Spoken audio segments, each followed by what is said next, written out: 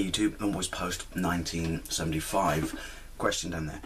What's your first experience of a video game at home? But we're talking prior to, you know, sort of consoles and home computers, and to some degree I guess I would say prior to Pong, or maybe concurrent to Pong, because you've got to remember that Pong machines, you know, while I guess legitimately were the start of home sort of gaming, they were probably expensive back in the day. Not everyone could afford one. We got our first as kind of a donation or a hand-me-down from a neighbour when they moved, and this was ever so slightly, literally just slightly before my dad bought us a ZX Spectrum 48K. But you know, there was an alternative, and I'm not just talking game and watch here. So I would generally like to know, for those of you of my generation, or my age I should say, or you know, that rapidly approaching that number, we dare not speak its name, but I think it will probably be the sort of same experience as me, because obviously there was a home video game market, you know, kind of game and watch and stuff like that, but particularly I want to talk about tabletops, because tabletops were a big deal back in the day, at least to me and all my friends, because, you know, as I said, not everyone could afford a Pong machine, and I don't know how, you know, expensive these were back in the day, but I'm pretty sure they were pretty bloody expensive. But I think my first experience would probably be Astro Wars, which I still have boxed, and absolutely it blew my face off. You know, where they were superior to Game & Watch, you know, which I guess you couldn't directly compare them, is they were colour, they were a series of lights, often in this case, you know, with a foreground or background that's actually a picture in front of or behind the screen. They were crude, but they certainly were more playable than sort of, you know, LED games, LCD games. I always get the two confused, you know, the kind of the black and white ones. Yeah, that was a really poor descriptive term, you know what I mean. But yeah, I think, as I said, my first would be Astro Wars. But I do remember one of my fondest memories back in the day, particularly at Christmas, looking through the sort of home catalogue, such as Little Woods and Marshall and Ward, was just, you know, when you sit there with your brothers and you know, your siblings, and you turn the page and you play everyone had to put their finger on something and bags it before the others. You know, you're not going to get it for Christmas, but you just went, I want that, I want that, I want that. And they were just full of machines like this. You know, we're talking Astro Wars. Was it Firefox F7, which I played once when my cousin got it for Christmas, and I was super jealous. Just thought it was absolutely amazing. I had no idea how to play it. Muncher, Caveman, you know, there was a whole bunch of cool stuff. What was maybe it was Muncher, what was the Pac-Man game?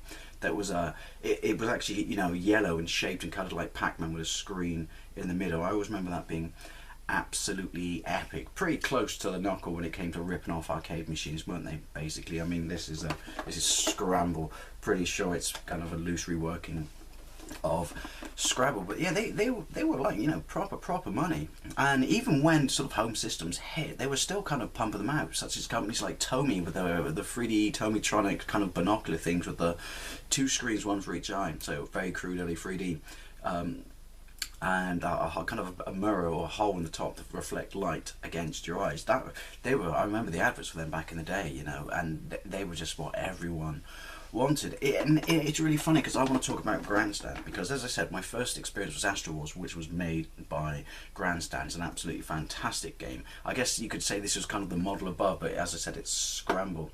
Now, what's interesting about Grandstand is they released other companies' sort of games. You know, they weren't their own games.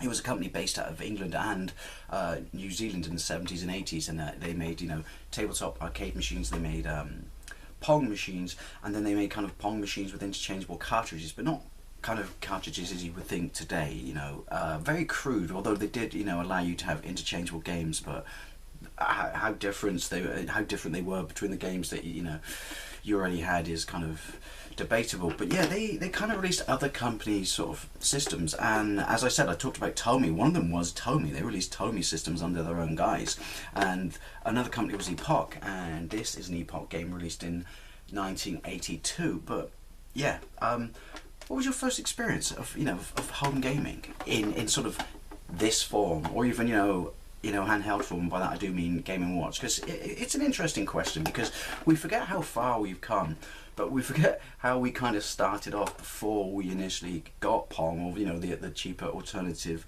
to Pong. So I'd really like to know. Anyway, I'm going to show you a really quick gameplay of this. It's going to be terrible, because try as I might, I just can't seem to get the camera to focus on the screen, and obviously the fact that it's lights, you know, a series of lights, doesn't help it. Right, let's get into this. Apologies if the screen is crooked. I've got my tripod pointing at the... Dear God, that's loud. At the screen. Very loud. At the screen. So I really don't know how this is going to come out. But basically, you got bomb, you got missile. I guess it's kind of a loosely based version of Scrabble, I would say. Right, you got 4 game modes. 2, 3, 4. Let's go with 1. I'm assuming that's difficulty. And let's go with start. I'm assuming it's going to be very loud again. Yes. Right. So missile was far straight ahead. Oh. Scores bottom right hand corner. Oh bollocks, and I'm dead. Right. Bomb. There we go. It's funny. It may just be lights, but you know, it does do a reasonably good job at conveying. And that was the point I was trying to make earlier on. You know, a game experience. How the hell I'm supposed to avoid that barrage, I don't know.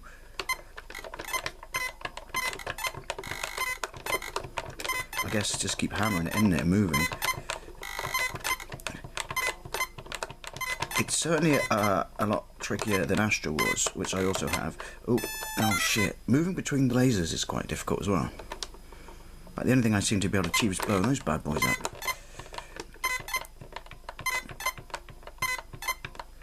That seems to work. I'm just staying here. Call me a coward.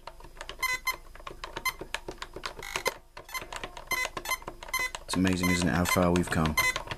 I can't recall how much these things cost back in the day, but they must have been pretty pricey. Do these things even fire? Ooh.